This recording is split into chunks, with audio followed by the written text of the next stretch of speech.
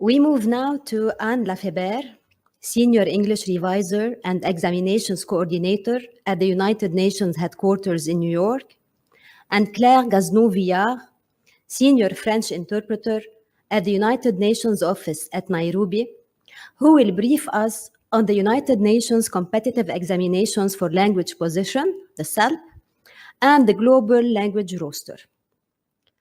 Anne and Claire, the floor is yours.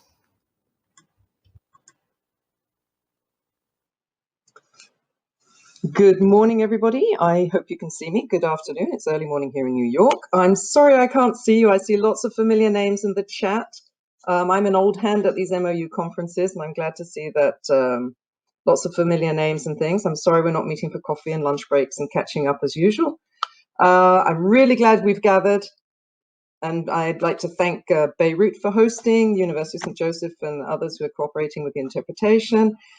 And say, yes, this is my usual MOU conference update on what's happening with the United Nations Competitive Examinations for Language Positions, formerly known, as you know, as the Language Competitive Examinations. The name was changed, but essentially the exams are the same thing. There are recruitment exams for professionals. So I'm going to switch to my presentation now. And here we go. I hope you can now see this. Here we go. Right, there we are. I will be presenting what's happening in the United Nations Competitive Examinations for Language Positions and other UN recruitment examinations together with my colleague Claire Gaznou-Villard from Nairobi. I'll be talking more from the documentation side and Claire from the interpreting side. As you know, there are several hundred positions for language professionals in the Department for General Assembly and Conference Management. And we organize competitive examinations to create rosters, which are essentially lists, from which we fill those positions as they become vacant. Now, we usually have, just get to the right place, here we are. There are 6 types of competitive examinations. There are the ones for interpreters, which are conducted in all 6 official languages, which, as you know, Arabic, Chinese, English, French, Russian, and Spanish. And Claire will be talking about them. Then there are also competitive examinations for production editors and for computational linguists. These are not very frequently held because there are only a few posts for production editors and computational linguists. Production editors work on publications, whilst computational linguists work on the development of the technological tools we use, so they need programming skills. Information on these job types and the others that I will be mentioning during this presentation everything's available on the website of the Department for General Assembly and Conference Management. So please do look through to get an idea of all the different opportunities there are for language professionals there. So now we'll come to the 3 examinations that I coordinate. There are the examinations for translators into German. German is not an official language, as you know, but the German-speaking states fund a small German translation section in New York, so they do organize competitive examinations. Then we have the combined examinations for translators, editors, and verbatim reporters who work into Arabic, Chinese, Russian, or Spanish, and the combined examinations for translator, précis writers, editors, and verbatim reporters who work into English and French. As you can see, the only difference between these 2 combined exams is that the English and French services also provide précis writing services. Précis writing refers to the production of the official summary records of United Nations meetings. So they're produced by the English and French services at some duty stations, and then they're translated into the other languages. So I'm going to talk to you about these 2 combined exams, which are the exams that are most frequently held generally.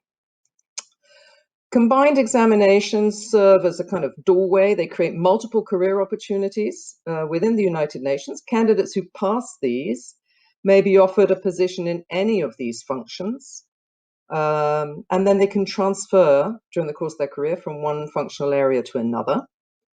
I should point out that Verbatim reporting posts are only in New York, and editing positions are mostly only for English. Most language posts are for translators or translator précis writers in the case of English and French. This, of course, means that these combined exams for candidates means increased mobility, because not only can there's their functional mobility in terms of being able to transfer from one job type to another, but also geographic mobility, because they'll have more opportunities to transfer from one duty station to another. That does mean highly varied career paths and opportunities for expanding your skill sets. And this goes back to something Nidal was saying in her presentation earlier about our need for qualified, versatile, and reliable and flexible language professionals. So the work can be very varied. It does mean it's also quite challenging, but I would say also very rewarding. And I think this is something that's quite unique about the United Nations, is the variety that we offer our staff translators, précis writers, and verbatim reporters and editors, and also I'm sure Claire would say the same about interpreters. The exams are conducted entirely online. This has been a huge project, and we're very proud of this because it means that any qualified candidate anywhere in the world can take the exam. They just need a computer and internet access. The exams are actually administered by the Office of Human Resources Management, and they have a special online testing platform which enables exercises to be timed individually within a certain time frame. So you might have to do 3 exercises within 4 hours, which means you can take a few breaks in between. Candidates get a trial version a couple of weeks beforehand so that they can familiarize themselves with how to navigate their way around, downloading text, typing in answers, uploading their answers. And the trial version also includes a frequently asked questions section, obviously information on the technical specifications, and even an instructional video. The typical structure of these exams is a 3-part. It's a series, part 1, part 2, part 3. Part 1 is not proctored, and it consists of a series of translation exercises, usually 3. Candidates can use any online tools they like, but obviously can't consult other people. As you can see, it usually consists of a translation of a general text, then a translation of a specialized text. That a specialized text here we mean text on a legal or economic subject or a scientific subject, and then translation from another official language usually. And some exams, like the English and French ones, might include an editing exercise or a summary writing exercise in preparation. You know, they're looking for people who've got those summary writing skills to do précis writing. Part 2 is a proctored exam, usually a bit shorter, just a couple of exercises. This is done by using special proctoring software. The candidates are monitored through screen sharing and webcams as they produce their translations. And then part 3 is essentially a competency-based interview, which is a standard United Nations interview that is preceded by a live translation or editing exercise, which is then discussed during the interview. That exercise is very short and it's done live while screen sharing with the panel. It's a multi-hurdle exam, in as much as candidates have to be successful in part 1 to be invited to part 2, and they have to be successful in part 2 to be invited to part 3. And the whole process can take anything from 9 months to just over a year, really depending on the number of candidates, which of course has a direct impact on how long it takes to complete the screening, to check people meet all the requirements, and the grading of especially part 1. Speaking of grading, all the examinations are scored by 2 graders working independently, and it's a completely anonymous process. The requirements are straightforward and they are included in the announcement. Obviously, they should be read very carefully and checked because they might vary slightly. But essentially, you need a first-level university degree in a relevant subject. perfect command of the target language, excellent knowledge of the right official languages, and there is an age limit. In terms of desirables, usually we might say it'd be desirable to have a couple of years experience as a translator or in a similar field. Possibly a master's degree might be listed as a desirable. The reason we have desirables is if we have so many candidates, we just have to filter that we can't handle. Sometimes we have over 4,000 applicants. So in that case, we might apply the desirables as a filter to reduce the number of people we actually invite to sit the exam. And very important is that candidates pay attention to their cover letters. It can be very, very disappointing if you're going through and reviewing an application and they've got excellent academic qualifications, even got some good relevant experience, got all the right language combinations, and then the cover letter for some reason is done sloppily or in the wrong language or just doesn't meet requirements and didn't follow the instructions. So I'm just saying this is something to point out, please, to students or people you know who are applying for the exam. And then in terms of the language requirements, which I said you obviously have to meet those, it's very, very important. For English translators, they must have solid knowledge, and they'll be tested in this, of 2 other official languages. For French, Russian, and Spanish translators, verbatim reporters, and editors, they must have a solid knowledge of English and of another official language. And for Arabic and Chinese, they need to have Arabic and Chinese, that's translators, verbatim reporters, and editors. They need to have excellent knowledge of English and either another official language or a specialization.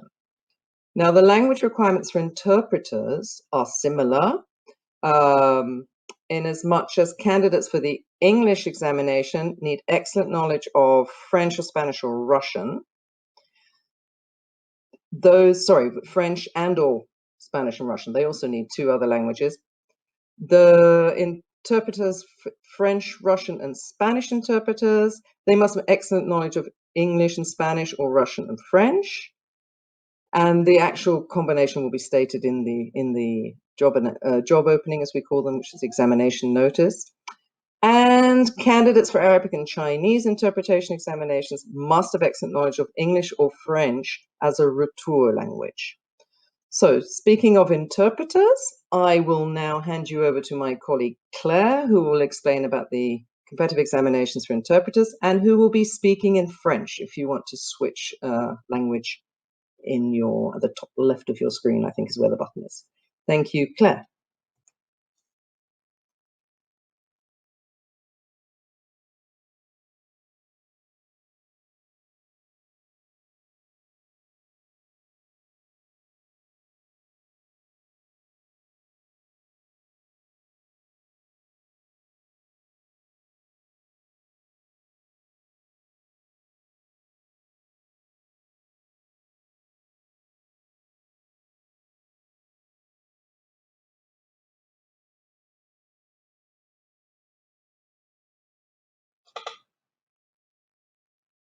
I don't think we can hear Claire. I'm not sure what's happening.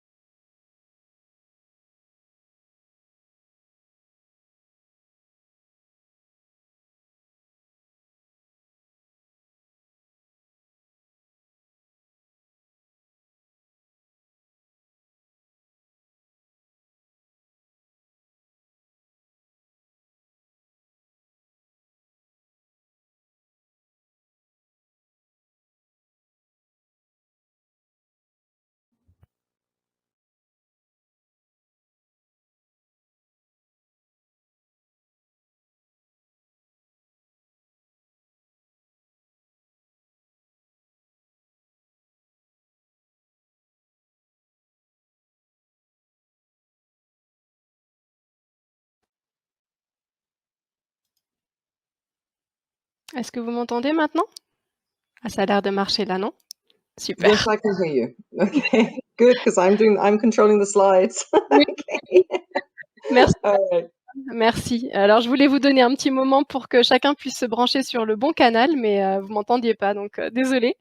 J'en profitais pour remercier les étudiants en interprétation qui interprètent notre conférence. Merci beaucoup. Donc, comme vient de le dire Anna, nous passons maintenant au concours pour interprètes. Ces concours, jusqu'à présent, étaient toujours organisés dans les centres d'examen de l'ONU, donc principalement dans les offices de l'ONU. Mais depuis quelque temps, nous avons beaucoup travaillé sur les examens freelance, les examens GLR en ligne. Et c'est pour cela que l'an dernier, la décision a été prise d'organiser le premier concours en ligne, un projet pilote donc pour la cabine française. Et nous reparlerons des examens freelance vers la fin de la présentation. Donc, comme Anne l'a dit, ces examens en ligne nous permettent d'avoir accès à autant de candidats qualifiés que possible, puisque les candidats ont maintenant besoin uniquement d'un ordinateur et d'une bonne connexion Internet et d'un bon casque pour présenter les examens. Cela dit, les candidats redoutent beaucoup aussi les problèmes techniques qui pourraient avoir un impact négatif sur leurs prestations. Ça se comprend d'autant plus lorsqu'il s'agit d'un concours de l'ONU, puisque les enjeux sont quand même assez élevés pour ce genre d'examen. Donc, pour notre part, nous faisons vraiment tout notre possible pour appuyer les candidats au maximum. Et je dois dire que le premier concours en ligne a plutôt été une réussite sur le plan technique. Et tout cela, bien sûr, c'était avant que tous les interprètes se mettent à travailler en ligne comme tout le monde. Et maintenant, je pense que les interprètes sont bien habitués aussi à travailler avec un ordinateur et une connexion Internet plus ou moins fiable. Anna? Merci. Donc, pour les interprètes, nous n'avions pas de plateforme en ligne spéciale pour les examens en ligne, donc jusqu'à il y a quelques années.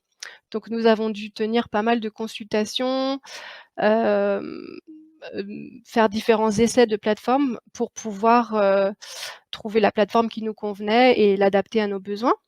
Nous étions particulièrement intéressés par les examens en ligne pour tester surtout beaucoup de candidats dans les régions qui sont traditionnellement sous-représentées à l'ONU. Donc ici à UNON, l'Afrique bien sûr, mais aussi l'Amérique latine et les Caraïbes et puis l'Asie.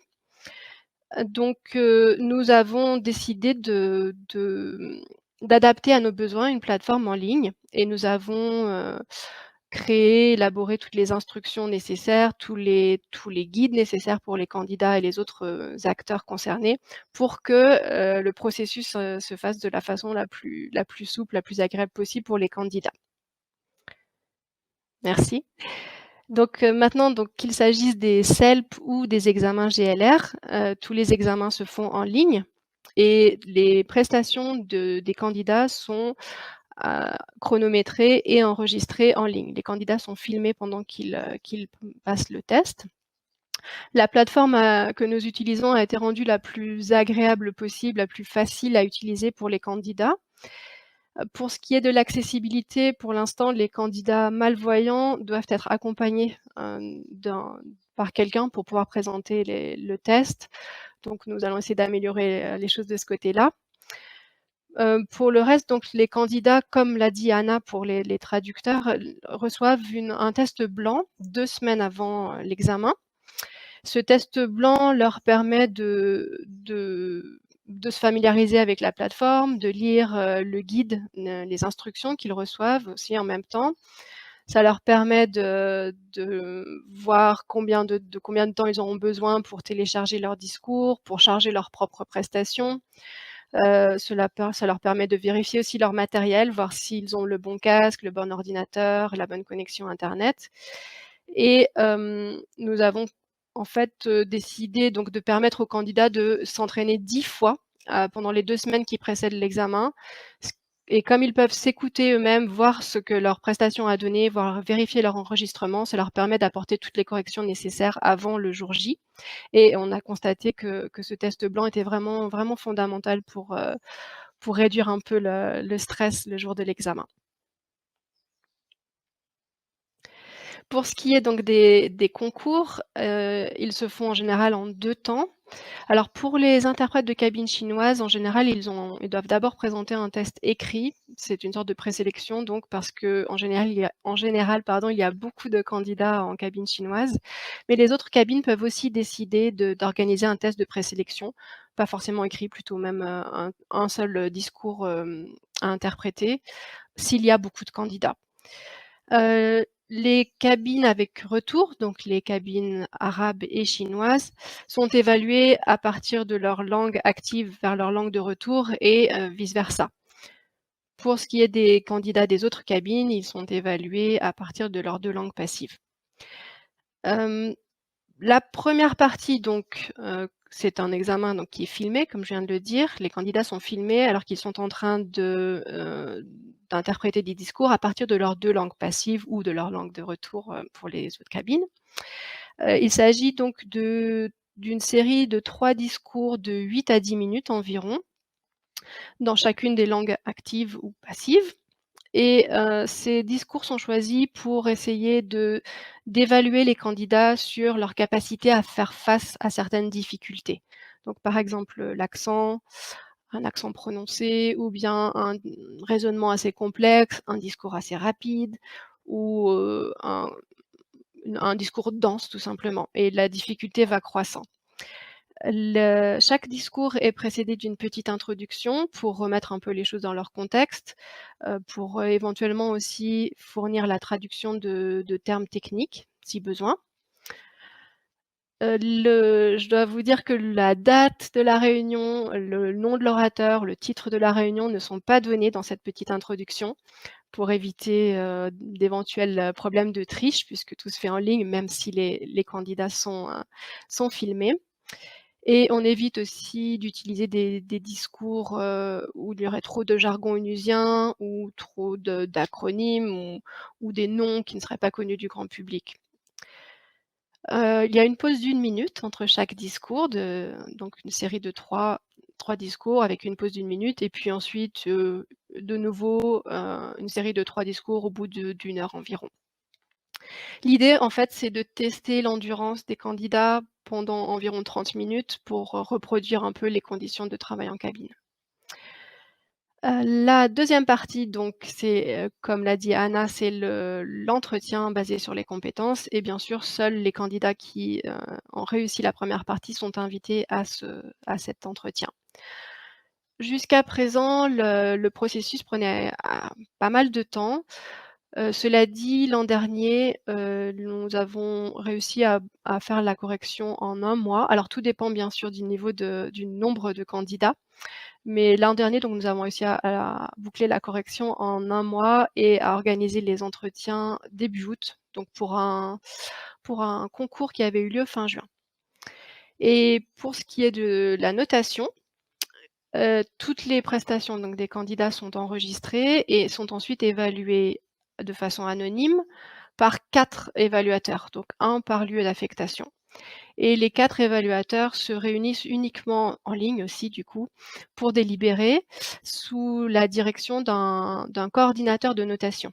Donc ça, c'est une nouveauté pour nous et je dois dire à ce propos que nous nous sommes beaucoup inspirés des travaux effectués par Anna, avec l'Institut des études, internationales de Middlebury à Monterey. Heu, elle a bien travaillé, nous sommes inspirés de ce système de notation pour le nôtre et ensuite, une fois que nous sommes mis d'accord sur ce nouveau système de notation, nous l'avons intégré dans la plateforme, en ligne, ce qui fait que maintenant nous avons une partie enregistrement des candidats et une partie notation, en ligne et tout ceci se fait en collaboration à 4 avec les 4 lieux d'affectation. Maintenant donc pour ce qui est des candidatures, les candidats qui se présentent au concours doivent être titulaires d'un diplôme universitaire de niveau licence. Et ils doivent obtenir ce diplôme dans une école d'interprétation reconnue, dans laquelle, au moins 1 année universitaire aura été consacrée à l'interprétation. S'ils n'ont pas ce diplôme, ils peuvent aussi se présenter avec un diplôme universitaire ou un diplôme d'une, institution de statut équivalent et avoir, à leur compteur 200 jours de travail. Il faut aussi que la langue d'instruction dans cet établissement soit la langue de la cabine. Et pour ce qui est de l'expérience professionnelle, donc c'est ces 200 jours de travail en tant qu'interprète de conférence ou bien une expérience professionnelle dans le domaine de la traduction ou alors de l'édition, la révision ou de la rédaction de procès-verbaux.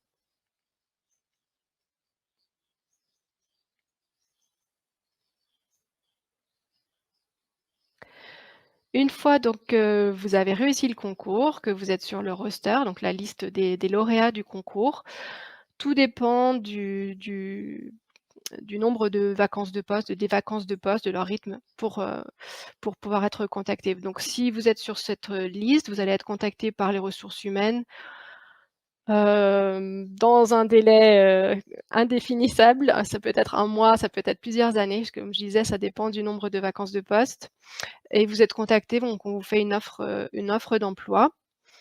On peut également, dans certains services, proposer des contrats temporaires aux lauréats du concours en attendant qu'ils aient un poste, de permanent.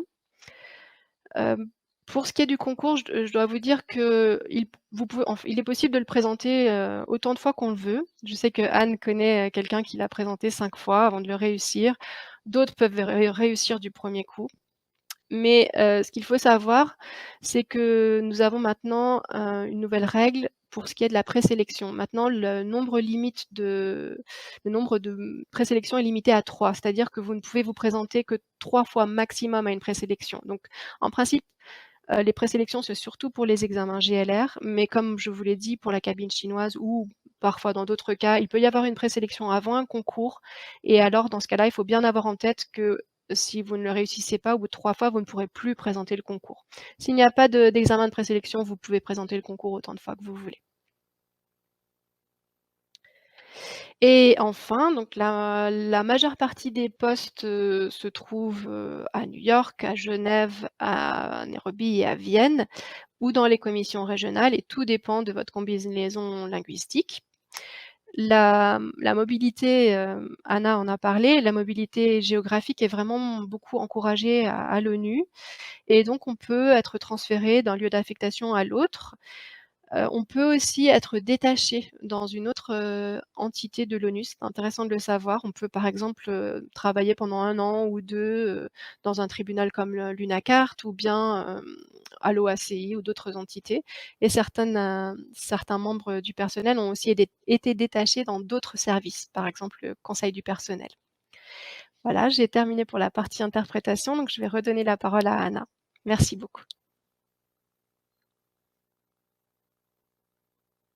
Hello, I hope you can hear me. Someone nod. Yes? All right, great. Thank you, Claire.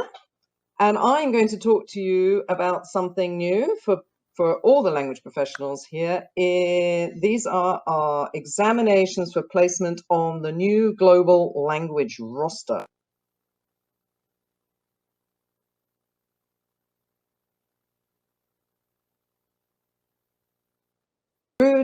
And the Economic Commission for Africa in Addis Ababa have been sharing a list of the language professionals whom they've assessed as suitable for employment on a temporary or per assignment basis, often referred to as freelance basis.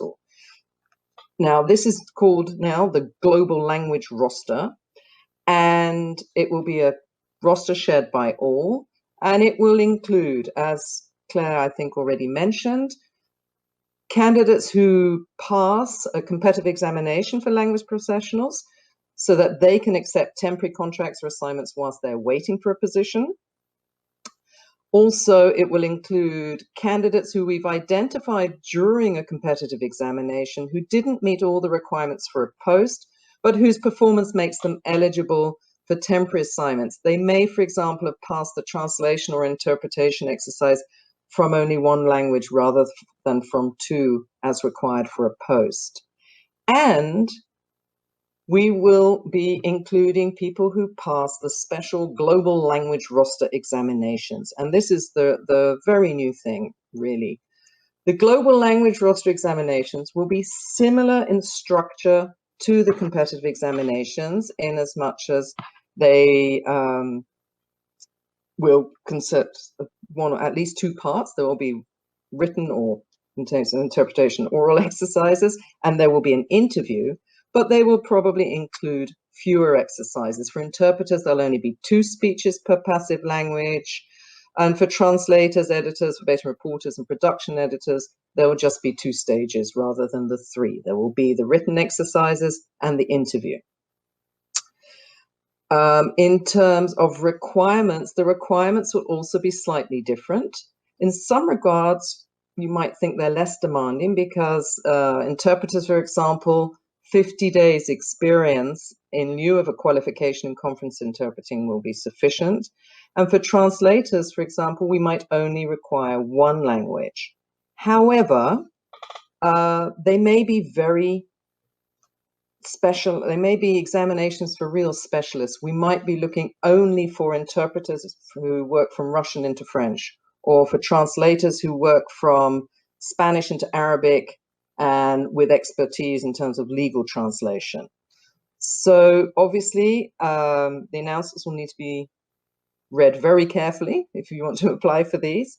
And they will be organized as needed to replenish the roster. Like the competitive examinations for language professionals, we are obviously driven by our needs, what capacity we have and what capacity we need for the future. So just as the competitive examinations are organized every few years, the global language roster examinations, it'll be even harder to predict in a way, but they will be organized, and we will try to make them as predictable as possible and as frequent as possible, because we are obviously always interested in replenishing and attracting new young language professionals and bringing them into the UN world. So all the details, of course, of these will be advertised very clearly and explained in the United Nations HR portal and our social media. So with this, what we've now done is we've really simplified the recruitment process, or the procedures for obtaining work as a language professional at the UN. There are essentially 2 routes. There are the competitive examinations for language professionals, and there are the new GLR examinations, which I've just described.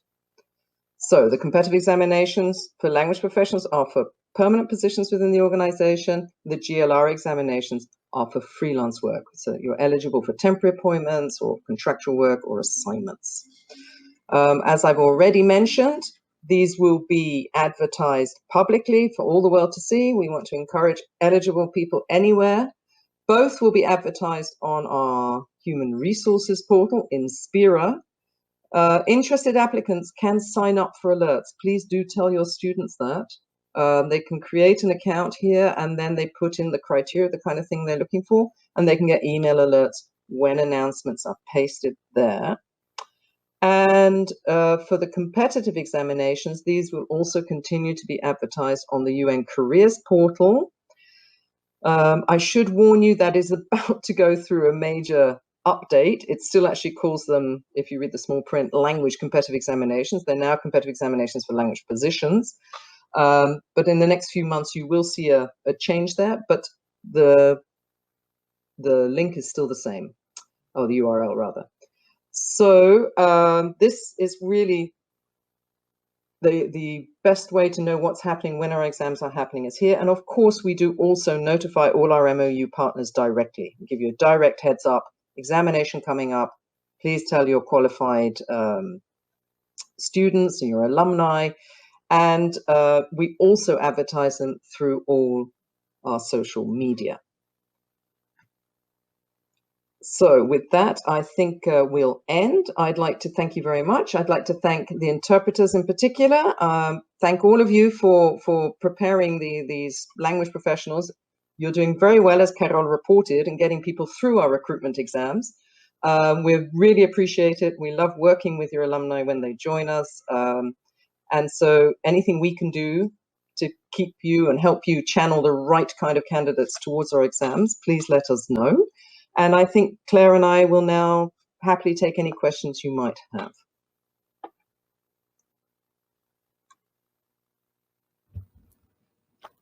Thank you, Anne and Claire, for this wealth of practical information.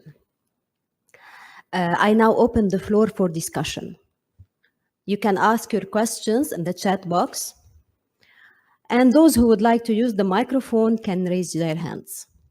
I can spot already one question from Sarah Watt. Is it? Thank you, Claire, for your presentation. Would it be possible to have access to the grading criteria you referred to? A question for you, Claire. Yeah, I have started answering on the chat. I explained we have those 3 criteria: delivery, accuracy, and target language quality. And what we do is in the guide we send to candidates, we kind of describe each criterion so that they know what is expected from them. I have it somewhere here because I was using it just recently. I don't know if it's of any interest to you. I could read the descriptor, but otherwise that would be my answer. What do you think? Anna, maybe you know? Yes. Generally, we have a policy of giving in our instructions to candidates as much information as we can about what we're looking for so that they know what to focus on in their performance. It's very important that exam candidates know what we're looking for and also know what we're likely to reward and what we're likely to penalize. So we try to explain, by consistency, we mean this, so we're looking for this. We don't share the actual rubrics in terms of the levels in our scales and things like that. It's a matter of HR policy that we don't do that. It's not because we don't necessarily want to. It's just that it's a question of United Nations policy that you don't share scoring rubrics. But we can give the general, criteria and what we're looking for, which is enough really for candidates to know what to prioritize in their practice preparations and in the performance itself. Yeah, so just to give you an example, delivery for us is explained as the extent to which the vocal output flows smoothly, is evenly paced, clearly enunciated, and inspires confidence, as demonstrated by clear pronunciation, control of pace, breathing and pauses, and use of appropriate volume, tone, and intonation. So that just to give you an example. And I guess I can send the guide for candidates to whoever is interested, because candidates do receive it and you could see the instructions if you're interested. I don't know how I should proceed though. Shall I send it to you, the organizers, and then you share with everybody, or? That would be a great idea. Yes, of course. Oh, okay. Thank you, Claire. Send it to us. You're welcome. There is another question on GLRs. What about the temporary staff who have worked with us before? The 4 duty stations and Esquire together have gone through all the lists of the sort of mini rosters they were keeping to create the global language roster, and confirmed on a basis of a technical review and past performance, and created the new global language roster. So that's what's happened. Those who've been working for us before can continue. They don't need to do a test as long as they've been included in the global language roster now. The results of that review process should be coming out in a couple of months. We've done all the review, we've been through, we've submitted it, it's just being approved by the executive office, and then we will be notifying everyone. So yes, we really don't want to be retesting people who are working fine. That's really not a good idea at all. So yeah, just to let, if you know people who are currently working for us, tell them not to worry. As long as they've been working fine, they will continue. They will be passed over into the global language roster. I think there was another question I saw there, something. Yes, and there's a question from Sarah Scott. About SALPS LCEs. What SALPS LCE, can you read it? No, sorry, yes. Go ahead. Okay. SALPS LCEs have previously been for entry-level posts as well as experienced professions, whereas the freelance exam usually required experience. Will that continue to be the case? The competitive examinations will continue to be for entry level. That's always been the policy here. That's because we are interested in bringing people in, and we have the support structure in our services to train people up. This is especially in translation, verbatim reporting, and editing. Interpreting does require certain minimum amount of experience because people obviously have to go into the booth. They have to be booth ready. But they are essentially entry-level posts. The requirements for the global language roster will vary. There may be times when we're interested in a sort of a succession planning move and trying to increase the age spread that we have there. It may depend on what particular skill we're looking for. We don't expect people to have verbatim reporting experience, for example, but if we're looking for verbatim reporters, so you could consider that entry level, but we would look for some years experience in translation. Other times we might just really need highly experienced people, in which case we will have requirements of at least 5 years experience or something like that. To be honest, the whole point of the global language roster is that we have a mix of language professionals who can perform different functions at different levels and address our capacity needs, which also vary considerably. So those requirements will vary very much from one exam to the next. I hope that answers the question. Thank you, Anne. There is a question from Hassan or Hassan. He would like to have the mic to ask his question. Hassan, the floor is yours.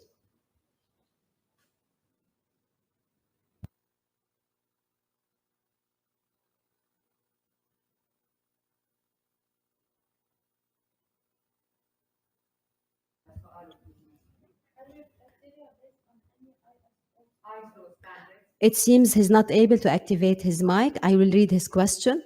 Are your criteria based on any ISO standard?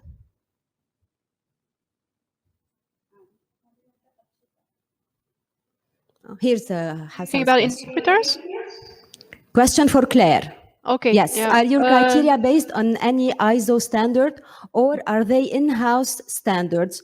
What are the measurable benchmark you are using for all these requirements?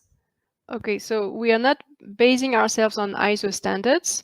We are basing ourselves on what we can expect from colleagues in the booth. So basically, when we test candidates, we want to know if they are, as Anna said, booth ready or not. And if they are young and without much experience, we just expect that they will do their job with some support in the booth. If they have more experience, of course, they can just do it as we all do. So what was the second part of the question? But sorry.